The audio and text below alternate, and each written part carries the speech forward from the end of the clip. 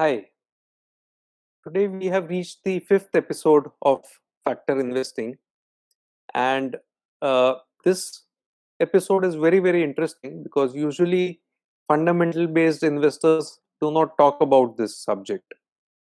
So, today we are going to talk about the momentum factor as it relates to factor based investing. Essentially, it's the battle is almost like a battle between atheists and religious people, for example. So the fundamental school of investing says fundamentals are all the thing that matter. Uh, it's fundamental Bhagwan Che or fundamental is God versus the Bhav Bhagwan Che philosophy where they say that price is God, price is all that matters as far as investing goes. Uh, as we go along, we'll see why these two are not necessarily diametric, but at least if you listen to the media noise or if you listen to the debates among the practitioners, they are poles apart or they seem poles apart. It's almost like the difference between Richard Dawkins, who is an atheist and who writes a lot of books, versus the gang of people who have gathered together at the Vatican, for example, people who are devout Catholics. So, essentially, the uh, fundamental based camp and the momentum based camp seem to be poles apart. We'll look at the arguments for and against both of these and we'll see what the reality is. So, the reason why most fundamental based investors have been ignoring momentum all this while is because uh, of the history or because of the stance of the gurus. So the gurus like Benjamin Graham, Seth Klarman, Warren Buffett, all of these guys have been against technical analysis, have been against the theory that price action has anything to do with the future course of the prices and things like that. And most value investors want to buy things cheap, are at least in theory supposed to love falling stock prices so that they can buy the stocks that they like cheaper. So as Buffett says, the dumbest reason in the world to buy a stock is because it's going up. That's the stance of Warren Buffett. uh, Now, whenever Buffett says something, it usually carries a lot of weight, but just because Buffett has said something doesn't mean that you should accept it blindly. So as Richard Feynman would say, it doesn't matter how beautiful your theory is, it doesn't matter how smart you are. If your theory doesn't agree with the experiment, it's wrong. So, Buffett has a theory, or Graham and Seth Klarman and all have a theory saying that forget looking at the past prices and just go with fundamentals. Past prices tell you nothing about what is going to happen in the future. So while all of these are very smart people, but we have to experiment. We have to see whether the theory is in agreement with the reality.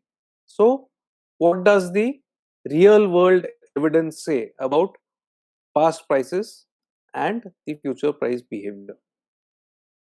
So just like Warren Buffett is a living example of why value investing works, we have seen in the past, especially after this book came out, The Man Who Solved the Market, uh, Jim Simons has used past price behavior, maybe volume behavior, to predict what the market will do, at least some of the time.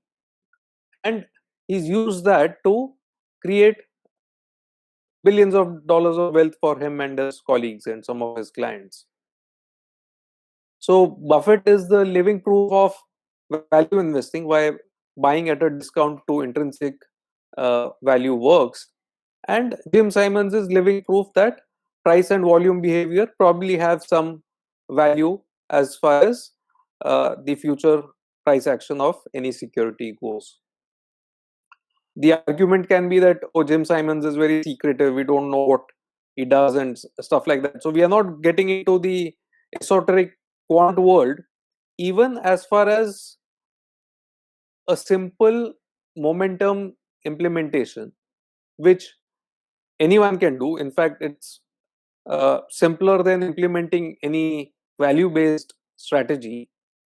So if you simply buy the, if you have price action of all the stocks in the market, you buy the top 10% of stocks which had the highest price increase in the last 12 months minus the most recent month, and if you short sold the stocks which had the maximum amount of fall or the lowest price increase, same way excluding the last month, over multiple years you would have made money, not each month or not each year, but on an average this kind of strategy works quite well. So it's a positive factor, it's a factor which will result in outperformance of your investments or trading or whatever you call it. So the data is there. Now data does not agree with the theory of value investors. Value investors say ignore all past price behavior, whereas data says past price behavior actually has some merit in terms of predicting future price action. And okay, some people may be uncomfortable with short sales, so long short portfolio may not be everyone's cup of tea. But even if you did only the first part, that you only bought the top 10% stocks and then you kept reshuffling, we'll look at that later. But even if you only had long only stock portfolios, no short selling whatsoever, still past price behavior does have some predictive power.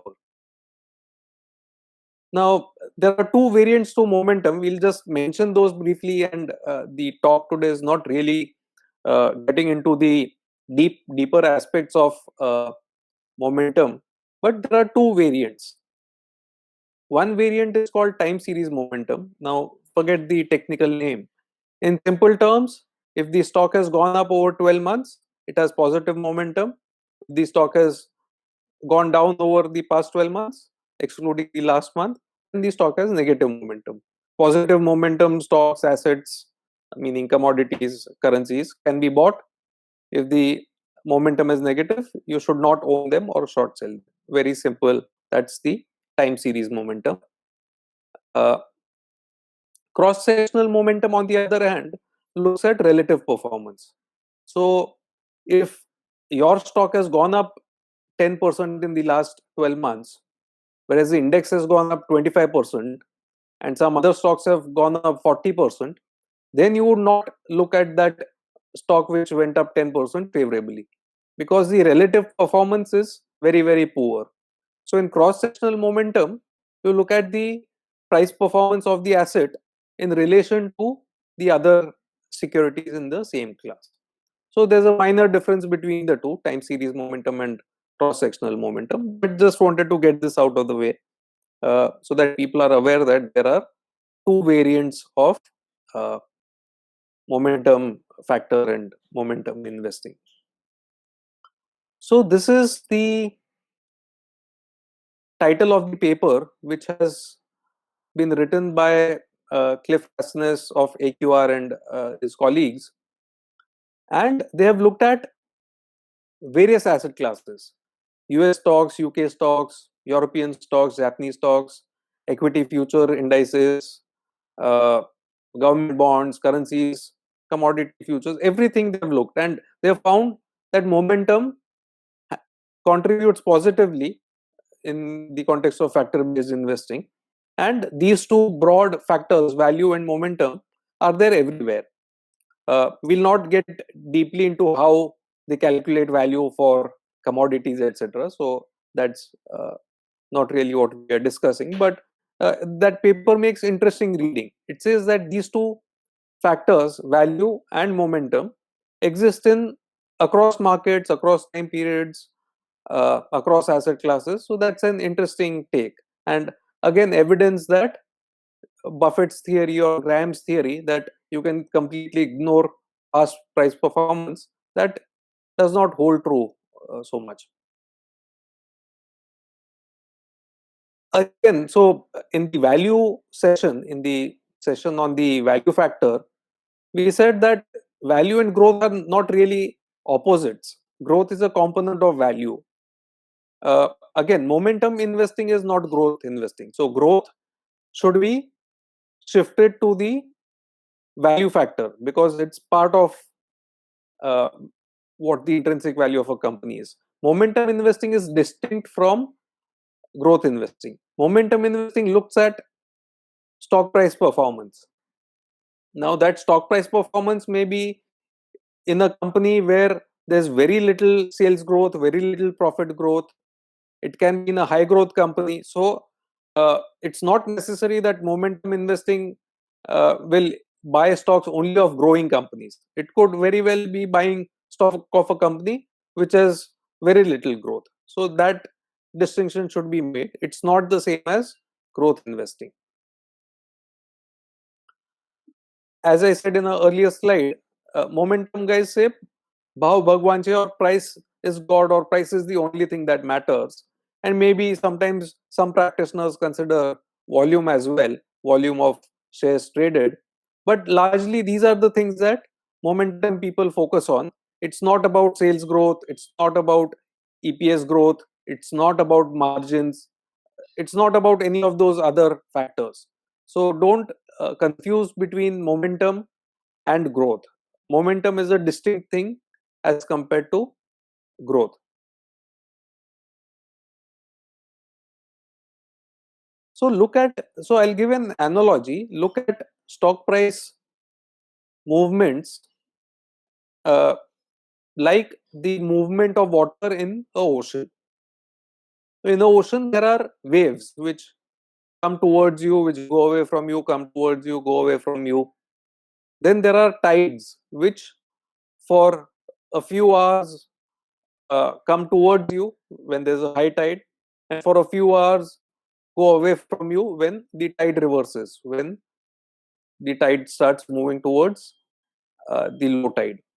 So the waves can be uh, equated to the intraday price movement of various stock prices or commodity prices or currency prices. So intraday, daily, weekly, monthly price movements are more like the waves. So they come in one direction, again reverse direction, come in one direction, again reverse direction. So uh, some traders can benefit from it, but the waves are not really that big a signal. So they don't tell you what's happening. However, there is a lot of signal in the tides. So if a succession of waves come towards you, the newer waves being closer to you than the earlier waves, then you can figure out that the ocean is in the high tide phase, that the water level will gradually keep rising. So these are the tides. So 6 month to 1 year price performance really gives you the direction or the trend as to what is the momentum that is there in the stock price or the commodity price. And just like in the oceans, there is mean reversion. There is mean reversion even in the sentiment and stock prices to some extent. So that is the tide reversal, which happens in stock market roughly 3 to 5 years. So uh, it takes a long time for the trend to reverse. So the longer term trends, which are reflected by the 6 months to 1 year price performance, those last for a while, and the reversal really starts somewhere in between 3 and 5 years. So that's the general trend. Of course, this is not like physics. You don't have that great a mathematical precision, but generally this has been seen based on the price data of various securities in history. Now, the question is, why are we even discussing this? If we are of the value school or if we are fundamental investors, if we spend all our time looking at balance sheets, uh, quarterly filings, uh, analysis of the market, of the industry and their market segment, and if we look at the qualitative factors like management quality and things like that, why do we look at momentum, or why do we care so much about the past stock price? So firstly, uh, even as value investors, we have a lot of behavioral biases built into us. We are human beings after all. So looking at momentum helps us get rid of some of those biases, or at least being aware of the framework of momentum will help us get rid of some of the biases. And even as pure value investors, it may help us improve our performance from fundamental based investing. So I'll cover that as to how it can help. Again, for people who care about drawdowns, who care about big falls in the portfolio values, there's somewhat of a negative correlation between the value factor and momentum factor as far as investing goes. So if you have the combination of the two, then the downside is protected. It's basically a diversification method. Apart from diversifying in various companies and sectors or various geographies, diversifying between factors also helps you in terms of lowering volatility and lowering drawdowns. There is some argument that value and momentum are two sides of the same coin. So, in value investing, what do we try to do? We try to seek profit from excessive pessimism of the market or Mr. Market, who's depressive right now, right? Here we are saying that our fundamental analysis is telling us that the worth of the stock is far more than what the market price is suggesting. So that is value investing. Momentum, in fact, corrects our behavioral bias. So sometimes the stock price has gone up, but the fundamental reasons or the fundamental improvement in the company is far more than the upward reaction of stock prices. In which case, as conservative investors, we may end up ignoring such companies and such stocks. So, momentum factors help us in addressing that stance. So, I'll give you examples as we go along. And again, sometimes, no matter how smart a investor you are or how much research that you have done, sometimes company insiders or customers or suppliers or some industry experts may have more insight into a company than you as a secondary market investor have. So those guys will be driving stock prices, and sometimes stock prices will be a leading indicator. So the stock price will reflect something first, and the fundamentals will reflect it later on. So let me give you examples from recent history. Some of the companies, especially in the financial space, in some banks and in some NBFCs, the stock prices fell far in advance of the deterioration in fundamentals.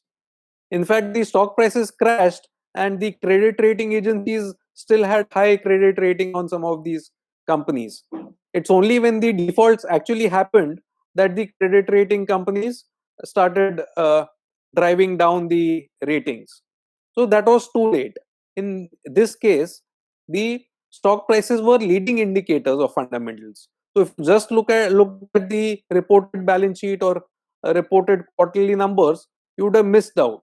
So if a lot of knowledgeable people, lot of company insiders, or in some cases people who are supposed to have some insight into a company are selling something and driving the stock price down, then you should question whether the stock uh, deserves to be bought into. Then you should be careful. And again, sometimes if the stock prices is going up uh, on account of some very smart people buying, then you should look at the fundamentals and see what are the changes happening which will make the fundamentals different in the future in a positive sense, and you should try and look at it so that you don't miss out on something good which is happening. So again, momentum and value need not be poles apart. Sometimes you can have an undervalued company as well as a company with positive momentum. So which is best of the both the worlds, right? Which is great. Even momentum guys would be buying, even value guys would be buying. If the company is undervalued but momentum is negative, then traders or momentum investors would be selling, whereas the early value guys will be buying because the company is undervalued. You could have that scenario. Sometimes the company may be overvalued but momentum is positive. In this case, value guys will be probably selling the stock, and momentum traders will hold on to their position or will build fresh positions because the momentum is positive. If both momentum is negative and the company is overvalued, then momentum and value guys will be the sellers, whereas naive investors who have bought at higher levels, they'll probably be averaging down their costs and things like that. So that's worst of both the worlds. So that's obviously a terrible place to be in. So let's look at this visually. As Howard Marks says, that the fair value of any company acts as gravity for the stock price. Over a period of time, the stock price is attracted towards fair value. However, the stock price very rarely spends a lot of time around fair value. It usually is overvalued or undervalued. It keeps oscillating between the two spaces. So a company will become overvalued, then gradually start falling. It may come to fair value, overshoot on the downside, become very undervalued, have positive momentum, come to fair value, overshoot, become overvalued. So it's like a cycle. Just like tides never remain at the mean sea level, tides will be in a high tide zone or the low tide zone. Same way, the stock prices keep oscillating between overvalued and undervalued. Fair value acts as gravity. So let's look at what behavioral biases of value investors are. Usually, we keep scanning the 52-week high-low sheets, and a value investor will think, oh, the stock is at 52-week high. If I own it, I should probably be considering selling it, and I should look at 52-week low companies because they are cheap. However, this is not a very smart thing to do, as we have seen that a stock which is at a 52-week low or which has had a negative price momentum for 1 year will probably keep falling, and a stock which is at a 52-week high may keep rising. So this is one thing to guard against, and I'll tell you how to actually play the mean reversion game, or how, if you are a fan of uh, looking at high and low lists, I'll tell you how to do it. So let's look at this visually. Look at the black uh, zigzag line which is there. Let us say that black zigzag line is oscillating around the light blue line, the light blue line representing the rational price or the fair value. Now let us say around the time where the yellow vertical line is there, some very positive development happens in the company, because of which logically the rational price or the fair value of the company should go up in a step fashion, and we see that on the graph. The rational price has increased. However, doesn't mean that the stock price will immediately go to the upper step. The stock price will gradually start creeping up towards rational price, and many times it will overshoot the fair value. It will go into the red area as well. So green was the undervalued area and red is the overvalued area. So The green part is the underreaction, where investors, analysts do not completely factor in the new scenario immediately into their valuations and models, and uh, the stock price also does not fully reflect the changed fundamentals. And then, because stock prices have been moving up for a while, then people start jumping onto the bandwagon and there's a overreaction.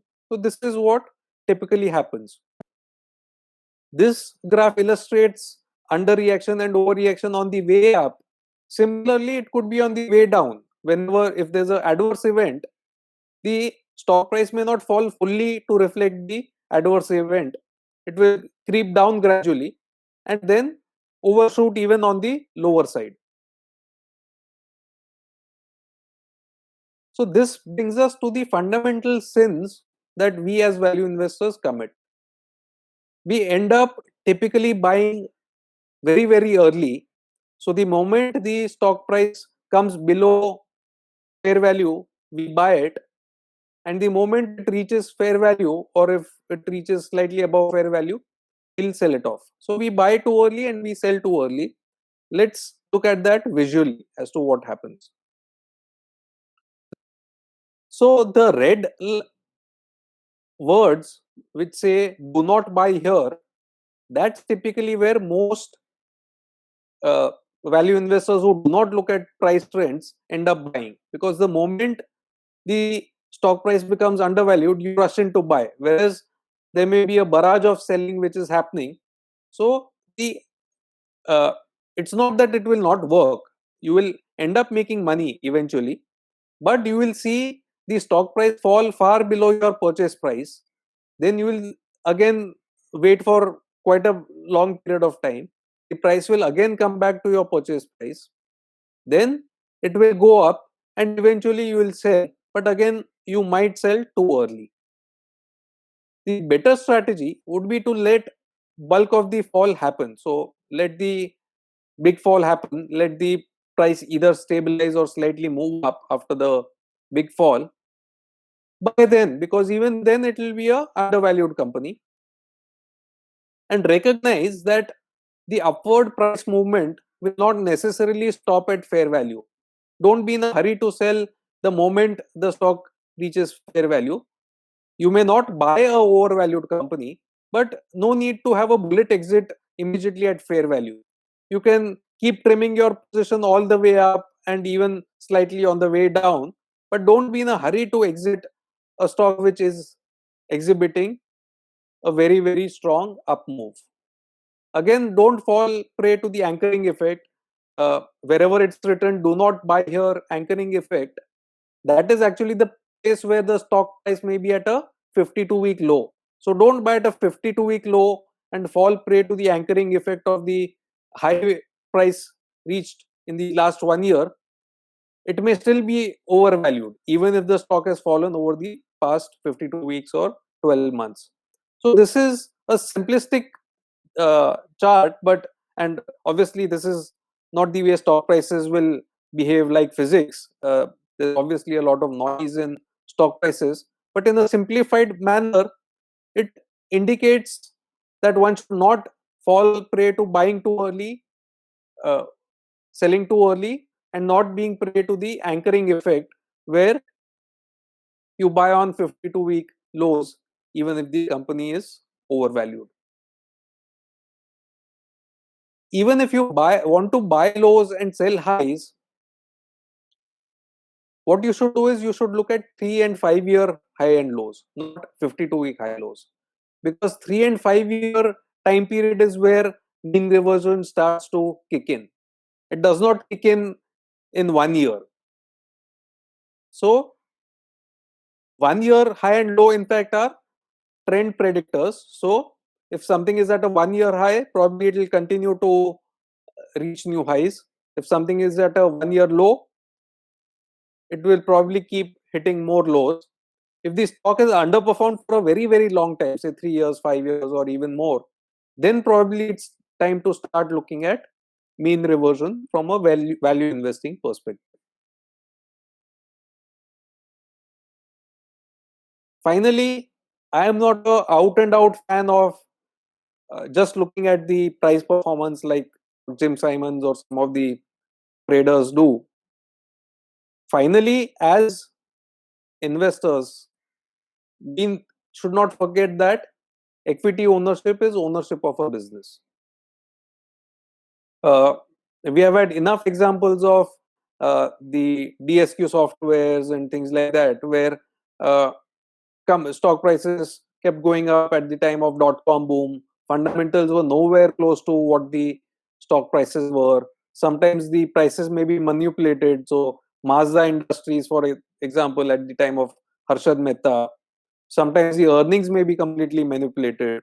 So don't just look at momentum. So I would say, while one should not completely ignore prices and price movement, uh, ignoring fundamentals also is equally dangerous. So be aware of the fundamentals.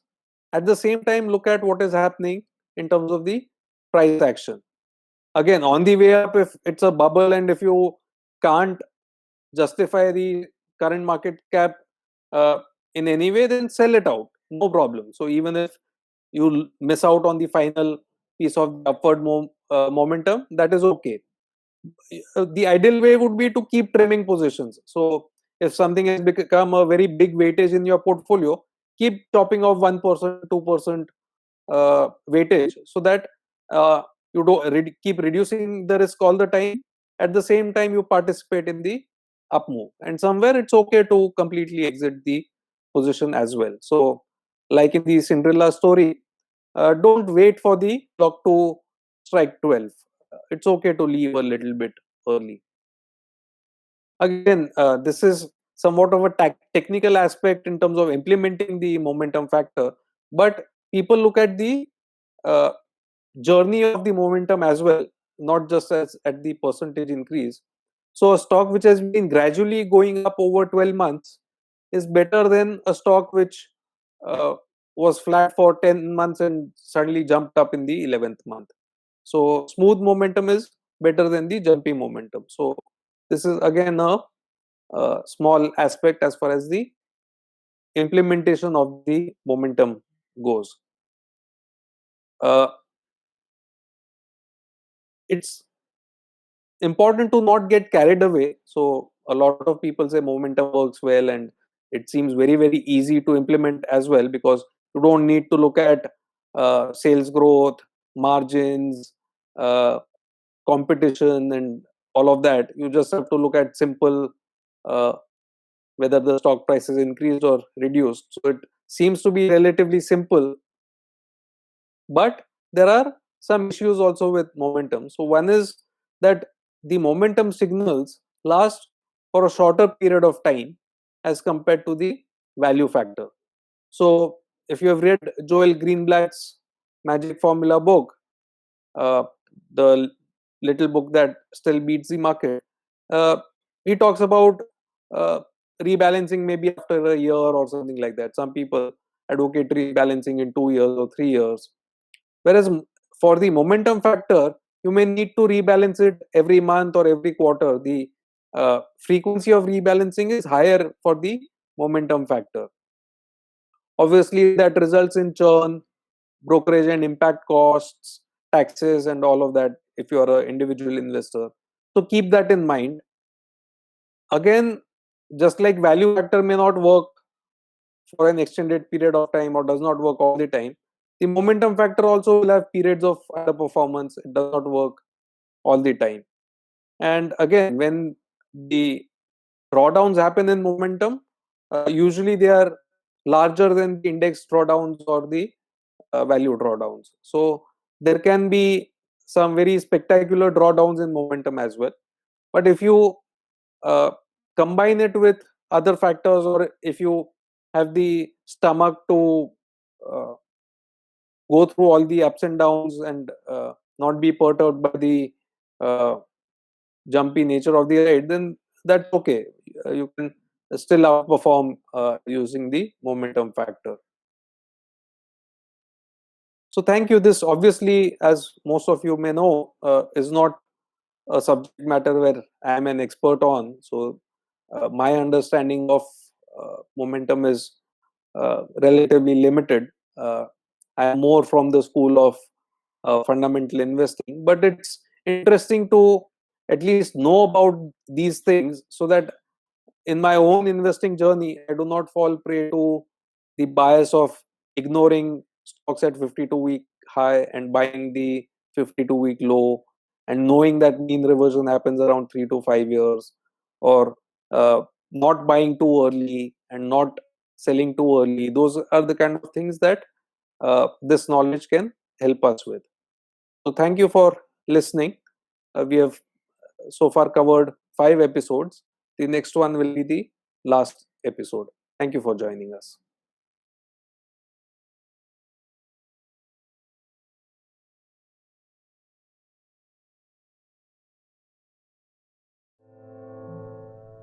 Whenever things got rough, I always remember what my father used to say. Running a business does test a man, my son. There are ups and downs, glorious highs, and sometimes a low that leaves you feeling defeated. The character of a man and the character of a business are not very different, are they? Yes. But when the chips are down, we must stand up, dust ourselves off, and motor on. Volatility. It's a funny thing. It makes you question yourself and wonder if you've made all the right decisions. Sure, you can question some of your decisions, but stay steadfast on your goals. Dad always said, there are no shortcuts and no quick profits. There are no free lunches, are there? There is only one right way.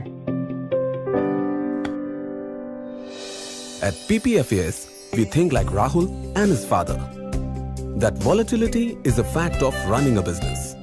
And buying equity shares is like owning a part of that business. We use value investing principles to manage your money.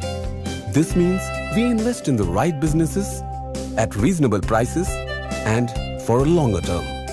PPFAS Mutual Fund. There's only one right way. Mutual fund investments are subject to market risks. Read all scheme-related documents carefully. Mutual fund investments are subject to market risks. Read all scheme-related documents carefully.